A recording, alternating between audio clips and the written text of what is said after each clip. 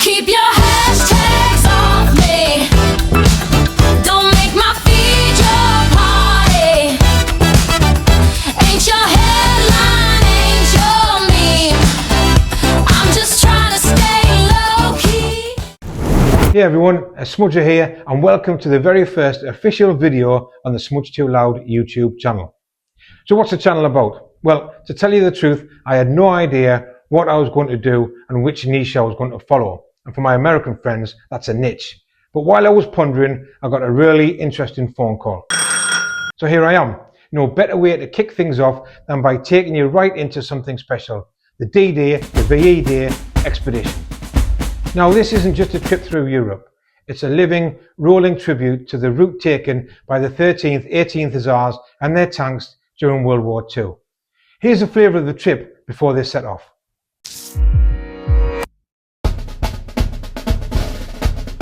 When you want to stop, you need to make up your mind in plenty of time. Generally speaking, you need to be far more alert when you're driving a Jeep than you do a modern day car. How would you like a trip around Europe in the passenger seat of a World War II Jeep? Now, what if I told you that they don't have any doors, heating, or even a radio? I am referring to the 1,600-mile journey to be undertaken by a group of army veterans and military vehicle enthusiasts from Dorset. Commemorating the 80th anniversaries of D-Day and VE Day, the convoy of Jeeps will retrace the movements of their regiment in World War II, stopping at significant sites along the way. But to ensure that the 1940s vehicles would at least get over the channel, the team conducted a preparatory tour around Dorset, and I met them at Compton Abbas Airfield. Hello, my name's Robert Wiles. I'm a retired Lieutenant Colonel from the Light Dragoons who served nearly 40 years in the Army, and today we are conducting a 100-mile day in 3 Second World War Jeeps just to run them out after their winter hibernation. And on the route today we're visiting Second World War sites around Dorset. So we've been to Henstridge Airfield, we're up to Compton Abbas, and we're doing Tarrant Hinton next, just to go and check for leaks and rattles and parts breaking on our Jeeps. 100 miles around Dorset doesn't quite compare to what you're going to be doing in May, right? Yes, so in May we start the first phase of a really ambitious but quite exciting battlefield tour. We're going to drive the route taken by a particular regiment who sailed their tanks, swimming tanks, onto the beaches at D-Day, the first tanks to land on the beaches of D-Day for the British Army. And they fought all the way through the Second World War across Europe, so France, Belgium, the Netherlands and Germany, and eventually finishing up in Bremen in northern Germany on VE Day. Hence the event that we're running is called D-Day to VE Day. Hi Howard, come into my office. Hello, yes, my name's Howard Witt, and I've been an avid Jeep collector for about 20 years now. We're sat in one of the Jeeps. It's the only one with a full, what is it called, an all-weather hood? Oh, just a winter kit. It has sides and doors. I'm hiding in here because it's very windy outside, and I'm telling myself it's not very good for radio to have a windy ambiance, but it's quite nice and temperate in here. Is it going to be so comfortable when you're driving thousands of miles across Europe? If it starts raining, it can be quite miserable, but otherwise it should be warm enough, and it's not too windy when you don't have the sides on. You've not got Bluetooth or even a cassette player. What's going to keep you entertained? Because we're going from one interesting military point to another one, just talking about where we're going, what we're going to be seeing, what we're going to be looking for. And the other thing is, it's all going to be fairly low speed, maximum 40 miles an hour on French roads, which are pretty small, and we need to stay very much alert so we don't go and run into anything.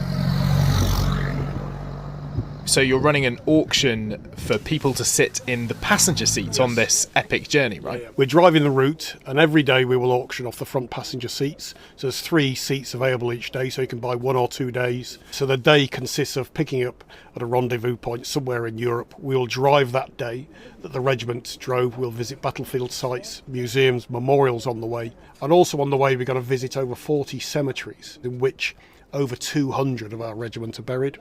So we're taking our wreaths along, We're taking small crosses, and we're going to have a service of remembrance on every one, and just to mark the sacrifice that those guys made for our freedom that's currently under threat again. And we're doing this in aid of charity for the Light Dragoons Charitable Trust. It's a small charity that looks after the veterans of our regiment. The Light Dragoons as a regiment has been on operations almost for 20 years in Iraq and Afghanistan, and as a consequence the regiment there are veterans in the regiment who suffer from the consequences of a high operational tempo. I think to some people listening, they're going to think, oh, that sounds like a bit of a jolly, driving through France and the Netherlands and Belgium and Germany in May. But there is a significant technical aspect to it and logistical complications, right? Absolutely. The show has got to go on every day. So should we have any issues during the day, we hope we can fix them quickly by the side of the road.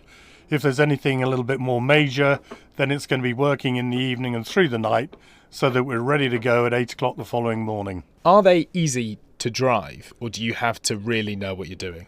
It doesn't take too long to learn how to drive it.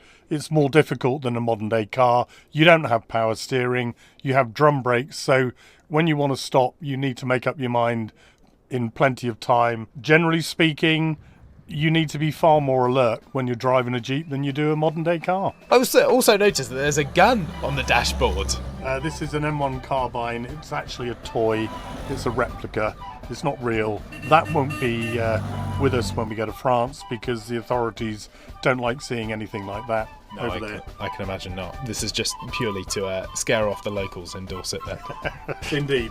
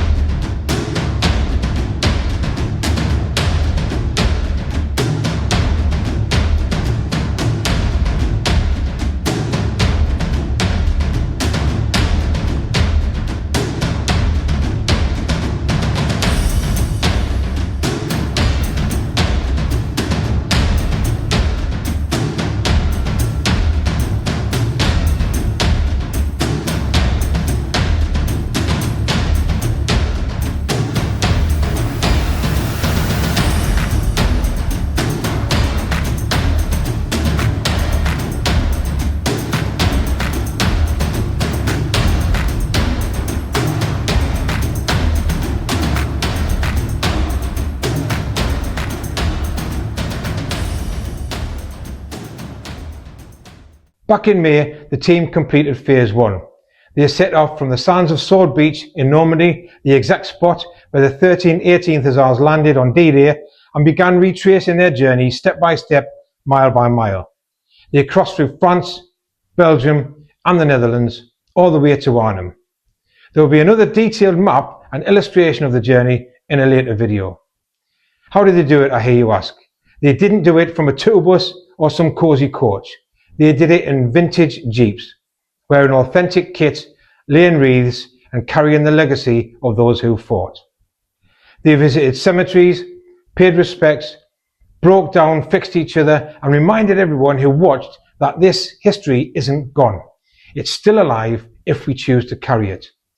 And now it's time for Phase 2. From the 29th of September to the 8th of October, they continue the route from Limburg in the Netherlands, across the German border and finish in Bremen. This leg represents the final Allied push into Germany, the hard days before victory in Europe. The exact path the 18th Hussars took on their final push toward peace. And this time, I've been invited along and I'm absolutely over the moon and buzzing.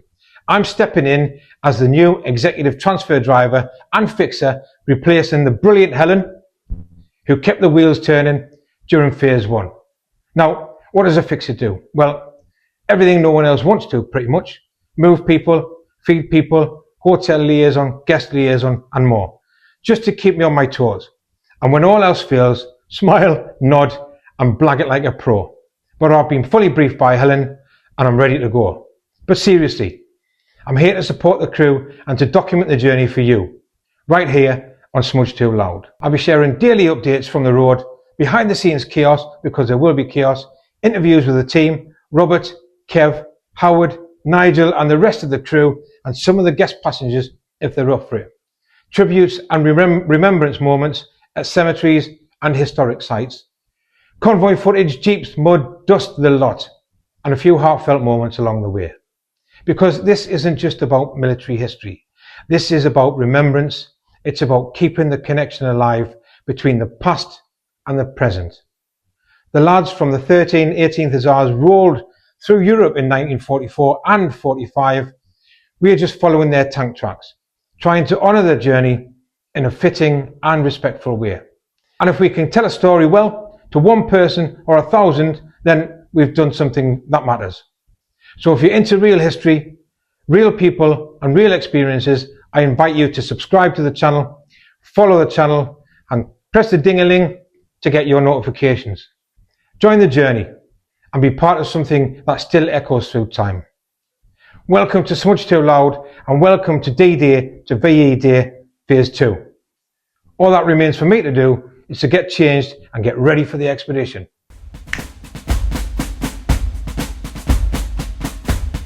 See you in the next video.